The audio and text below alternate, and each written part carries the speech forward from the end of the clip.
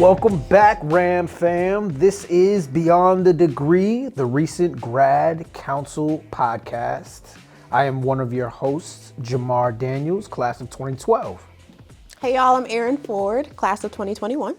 And I'm Janita Kearney, class of 2017. All right, so on today's podcast, we are going to talk about what if I hate my job? Mm-hmm. All right, so honestly, I love where I am right now. Good. I love that. Happy, but I haven't always. There have been points where I've hated my job. Can you all relate? I definitely can relate. Very much so. I would love to hear from y'all first about I'm scared. that job. Well, we already had that conversation. Name shall not be said, but I would love to hear about y'all's experiences, and I'd love to share mine as well. So, All right, Yeah, I'll take kick it. it off. Okay, so I'm thinking about it.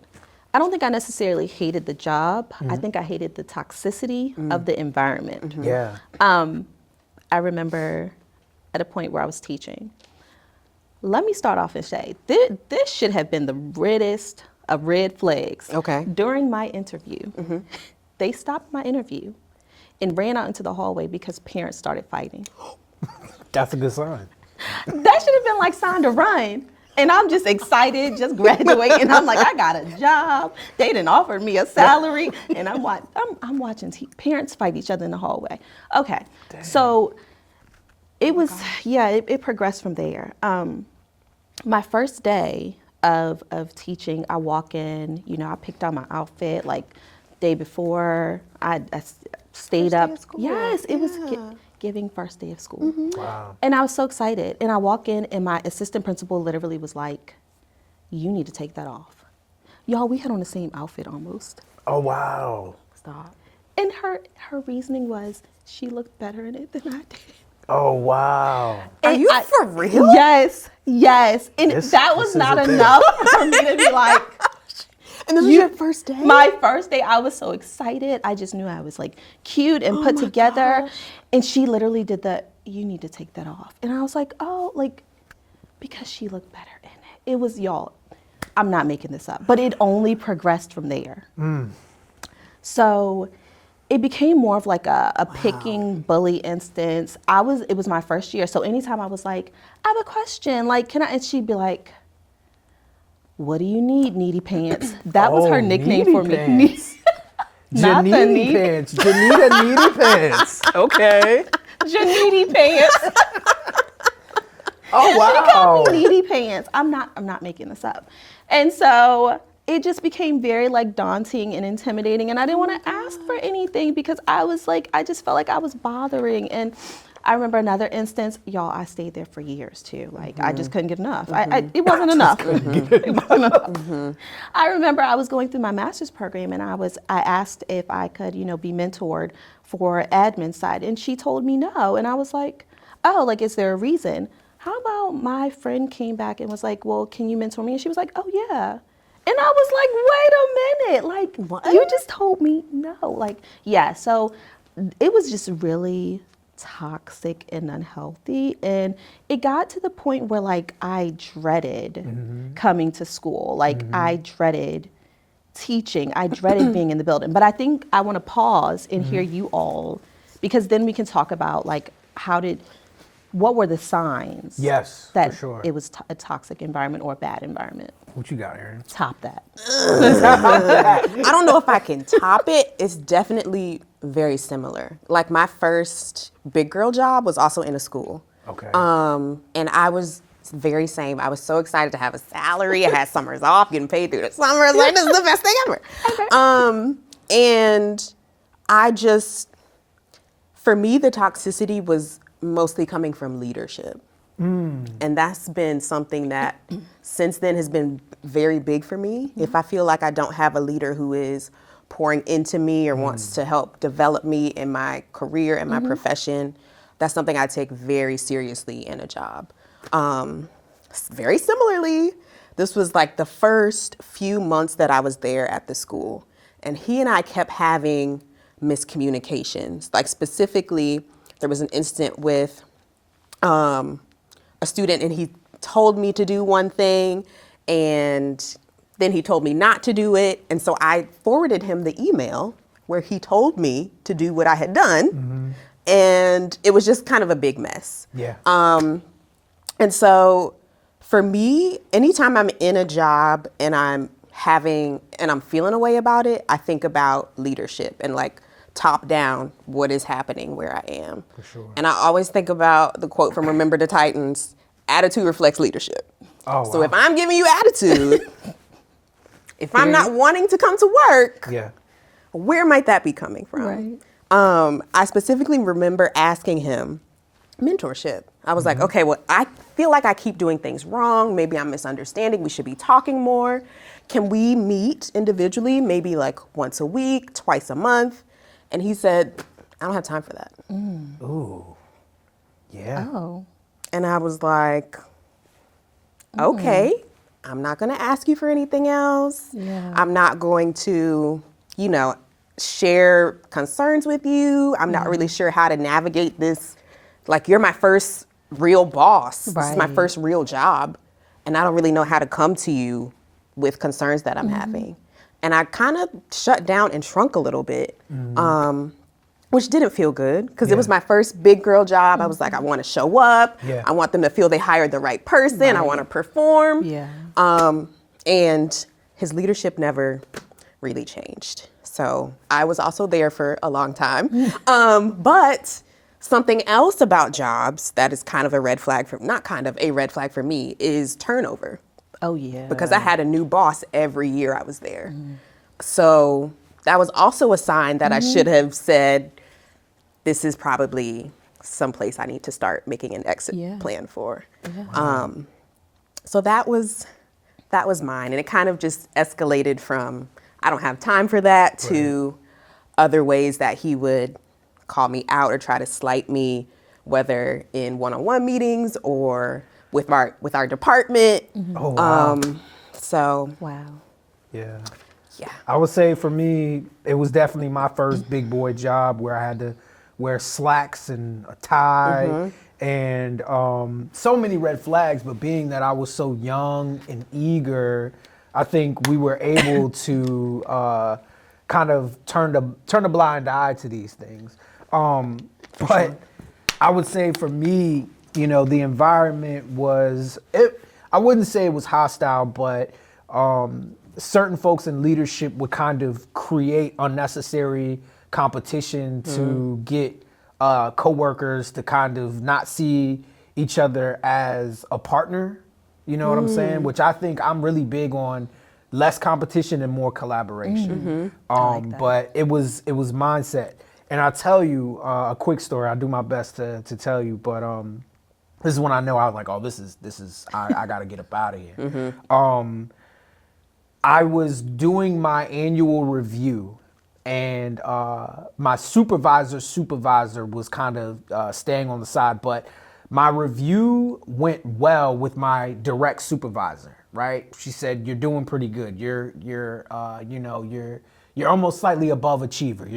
Let's say you're a B. And then so my supervisor shared that with her supervisor, and she marked up my my review totally, and had things saying, he asked questions a lot. Like what? Yes, you ask questions because you want to learn, but it completely changed my score. And from there, I kind of had to push back a little bit, because I was like, well, where is the weight behind you saying all these things? And we sat in that conference room, and it was a blow up, and she banged her hand on the table and was like, you're not hungry enough. And, my supervisor's just sitting there, and I'm like, help me. Right. Like, what is going on? Chime in, something, yeah. And, I'm just like, okay, all right, okay. I still do not agree. She just got up and stormed out. And me and my supervisor in this awkward moment, just like, okay, back to work. And from there, that just left a bad taste in my mouth. And this was Drake. Okay, he came out with this song called Enemies, and I played that song. I got enemies, got a lot of enemies. I was like, oh yes, I got enemies now. On the way to work? on my way from work and to work. You know, Hype yourself up. I was hyping myself up, like, but I realized, you know, that just I couldn't thrive in an environment like that. So yeah, Janita, you were talking about some of those red flags, and I also want to kind of talk about exit strategies. But yeah, maybe we can talk about those red flags of what we see, because I realized that it's the people that make the position at the end of the day. This could be back-breaking work, but I think if you're, you know, you have that camaraderie and you have that vibe with your coworkers, I think it's not that bad, you know. And if, again, leadership, it's I guess it's a top-down situation. You have to be mindful and pay attention to your leaders. So yeah, what are the red flags that we look for, y'all? I mean, you know, I think now I can see, like, hindsight red flags, Yeah. and now I know what to look for, or as a leader myself, how I want to be and how I don't want to be. But one thing too is ways of knowing a job or a career is a good fit for you. So, like, with those red flags too, how did you know it wasn't, outside of the obvious of her getting his fist down on him saying, like, I don't have time for you. Like, how did you know, it wasn't a good fit? And for me, when I started crying on my way to work, I knew it wasn't a good fit. Like, That's why am I crazy. crying? Something's wrong. Like, I should not be crying every time I have to drive to work. Or Yeah. I'm like, you know, on a serious note, I started feeling sick. And it was wow. like, That's real. well, I don't have these illnesses. Like, why do I have headaches all the time? Why do I feel nauseous? Like, what's really going on? I stopped enjoying what I did. Like, I always said, as a teacher, you do it for the outcome, not the income. But I stopped enjoying being in the classroom. I felt like it became a chore. I felt like, you know, I was losing my passion behind it. I resented my leader. I felt stressed.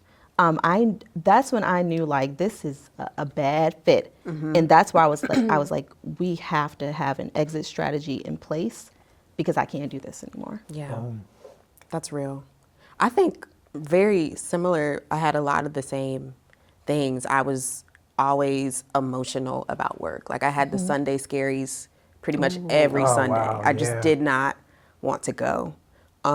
Physical symptoms for me were actual panic attacks. Like, I would have them at work in the office, and I would just, like, shut my door and kind of hide and try to breathe through it.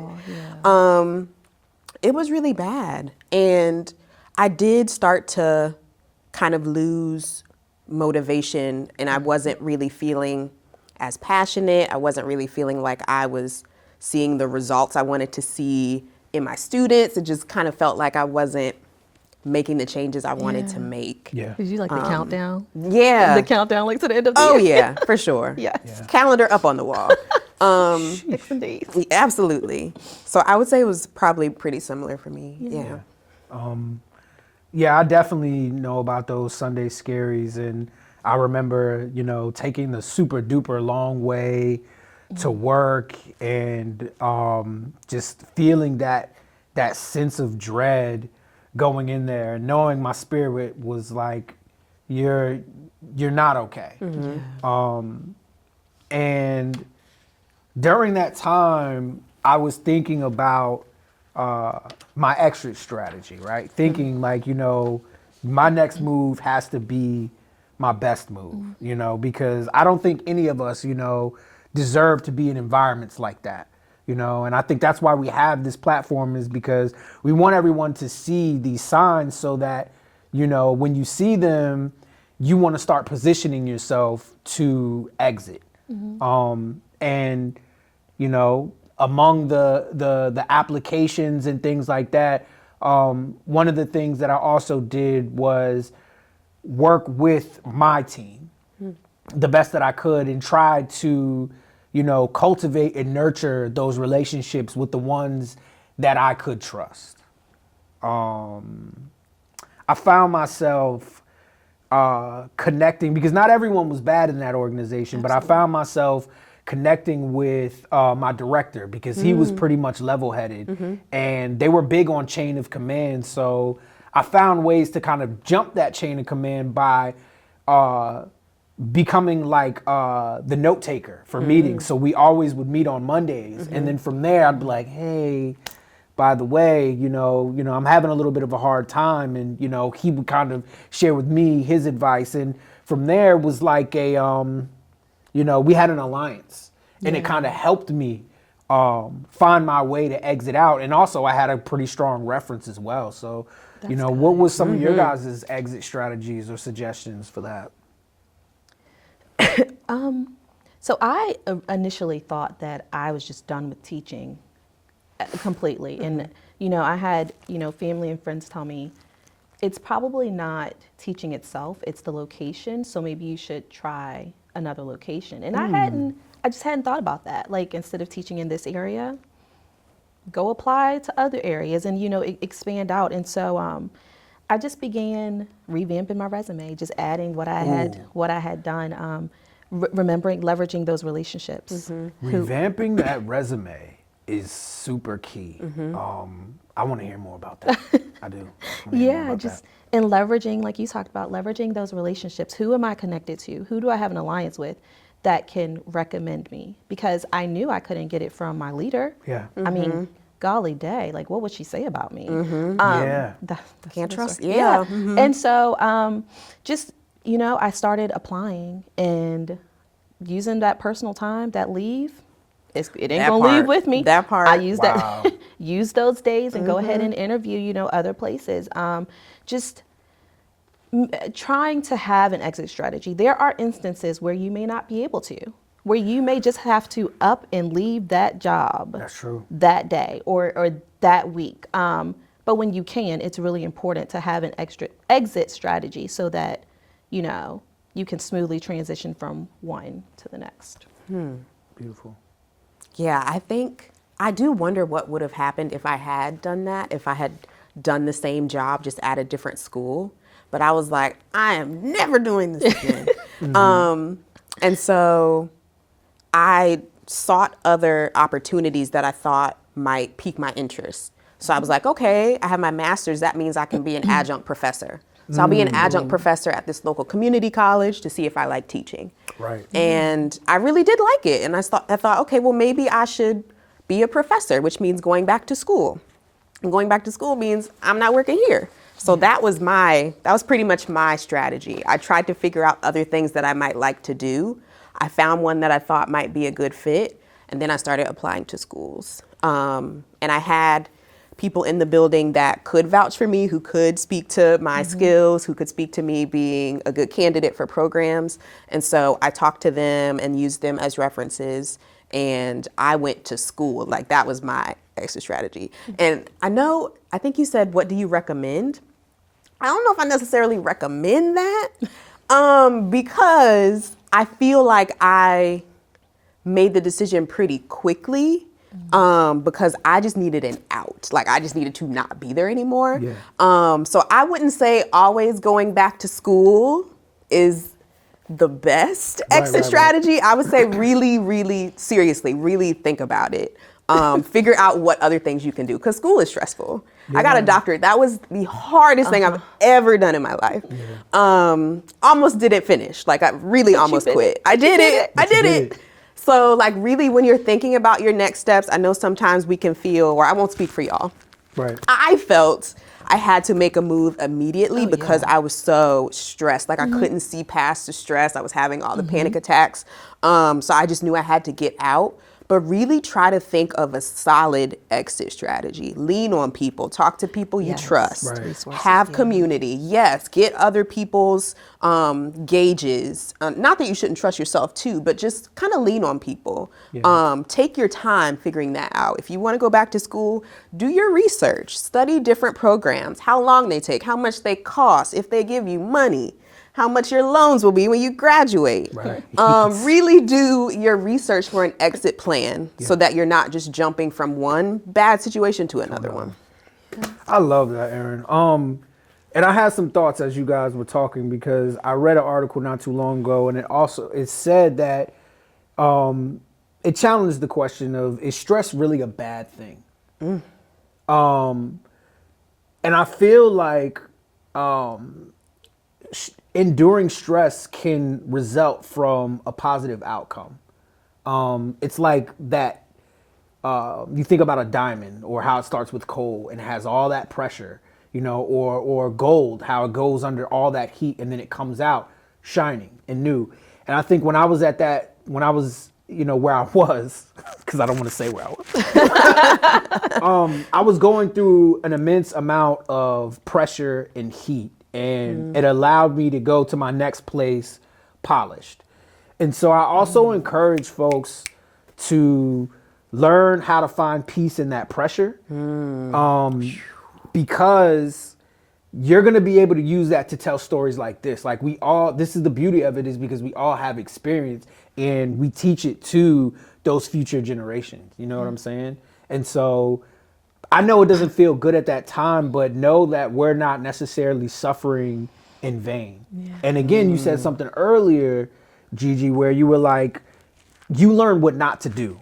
You know what I'm saying? And you learn what are the qualities in leadership, in good leaders, because I feel like we've seen some bad leaders, but we've also seen some good leaders. Yes. And so we take that and we know what to use and what not to use.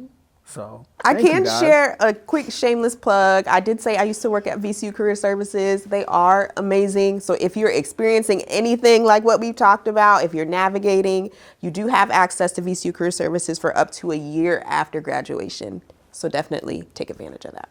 Yeah.